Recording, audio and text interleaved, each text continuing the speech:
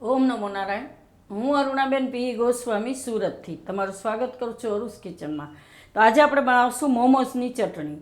તો મોમોસની ચટણી બનાવવા માટે આપણે ટમેટાં લીધા છે, જે 5 નંગ મીડિયમ સાઇઝ છે એટલે, અને થોડાક આપણે લાલ મરચાં લીધા છે 8 થી 10, અને મીઠું જોવે આપણે સ્વાદ પ્રમાણે, અને 1 ચમચી આપણે ખાંડ લીધી છે, 1 ચમચી આપણે વિનેગર લીધું છે, થોડુંક આપણે લસણ લીધું છે, અને આદું છીણીને થોડુંક, અને 1 ચમચી આપણે કશ્મીરી લાલ મરચું લીધું છે. તેલ જોહે આપણે, અને પાણી જોહે. તો પહેલાં આપણે પાણી ગરમ મૂકી દઈશું. તો આ આપણે કઢાઈ લીધીશ, ગેસ ચાલુ કરશું. એમાં આપણે થોડુંક પાણી નાખીશું. તો બહુ વધારે પાણી નહીં નાખીએ આપણે, બસ આટલું જ. તો આ પાણી ગરમ થવા દઈશું, અને ત્યાં સુધીમાં આપણે આ ટમેટાને કાપી લેશું. તો ટમેટાં આપણે 2 ભાગ કરવાના છે ખાલી, કે આને આપણે બાફવાના છે આ રીતે.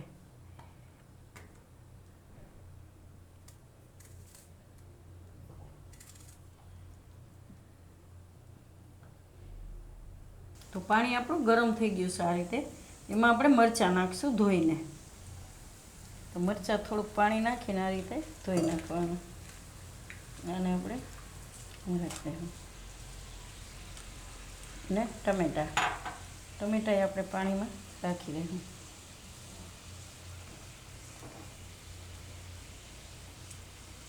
થોડુંક ઓલું હતું એટલે કાઢી નાખ્યું.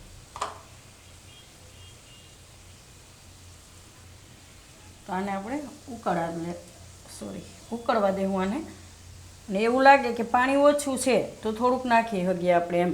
તો ટમેટાં એકદમ પાકી જાય, છાલ નીકળી જાય એ રીતના આપણે ત્યાં સુધી આને પકાવશું ઢાંકીને.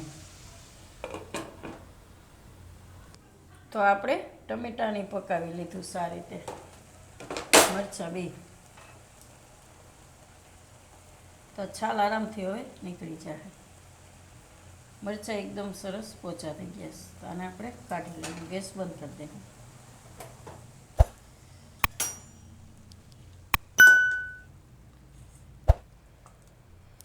તો બધા ટમેટામાં આપણે છાલ કાઢી રાખીશું આ રીતે, અને મરચાં બધા આમાં લઈ લેવું.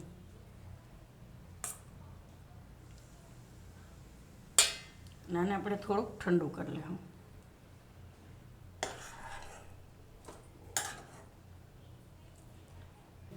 તો આને આપણે ઠંડુ કરી લીધું છે, તો મિક્સરમાં પીસી લેવું. તો આ આપણે મિક્સર જાર લીધી છે, એમાં આપણે આ બધું ટમેટાં અને મરચાં બધું એમાં નાખી દેવું. થોડુંક ઠંડુ થઈ જાય એટલે હાલે. અને આમાં જે થોડુંક પાણી વધ્યું છે એ આપણે એમાં નાખી દેવું. એમ કે એમાં એનો જ ફ્લેવર છે. વધારે પાણી હોય તો ન નાખી તો હાલે, પણ થોડુંક છે એટલે નાખ્યું એમ.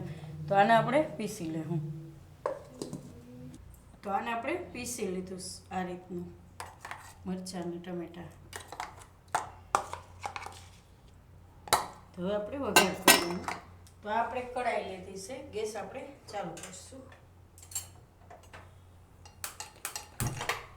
એમાં આપણે થોડુંક તેલ નાખીશું, 1 ચમચી જેટલું જ.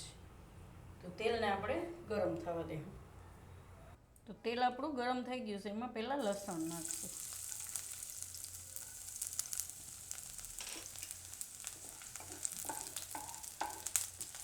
થોડુંક લાલ થવા દઈએ.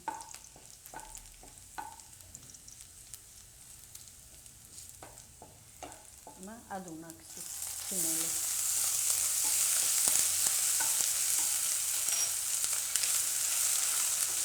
આપણે આ ચીરી નાખીશું.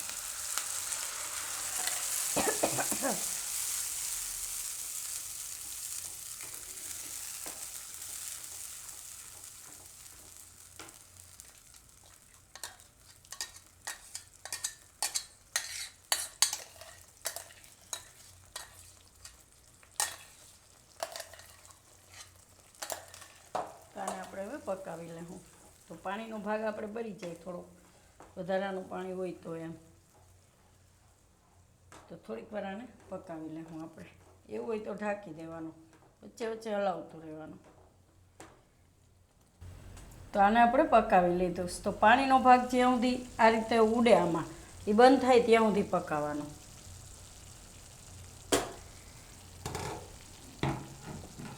હવે નહીં ઉડે પાણી, આ રીતનું થઈ જાય. હવે આપણે આમાં સ્વાદ પ્રમાણે મીઠું નાખી દેવું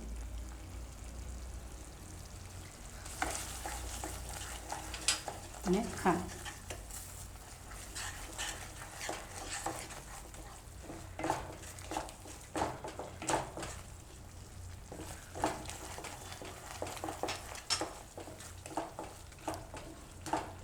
અને કશ્મીરી મરચું લાલ.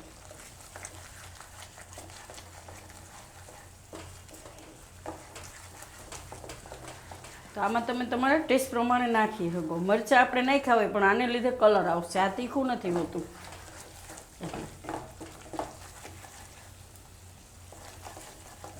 આપણે અડધું નાખ્યું છે આમાં. અને વિનેગર. આને લીધે તમારે થોડોક ટાઈમ રાખવું હોય તો ફ્રીજમાં રાખી શકો એમ.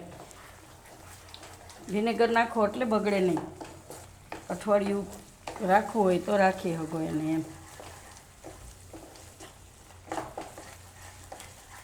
તો ગેસ આપણે બંધ કરી લેવું.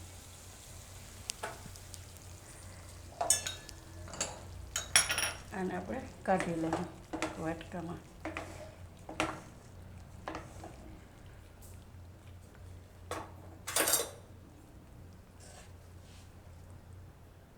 તો ખાટી મીઠી તીખી એવી હોય છે મોમોસની ચટણી.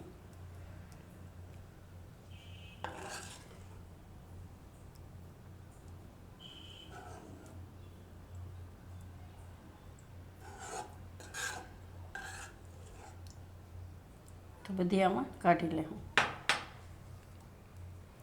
તો તૈયાર છે આપણી મોમોસની ચટણી. તો જો તમને મારી આ રેસીપી પસંદ આવી હોય તો એને લાઇક કરજો, શેર કરજો અને મારી ચેનલને સબસ્ક્રાઈબ કરજો અને બેલ આઇકન દબાવવાનું ના ભૂલતા. કમેન્ટ કરીને કહેજો કે તમને કેવી લાગી આ મોમોસની ચટણી.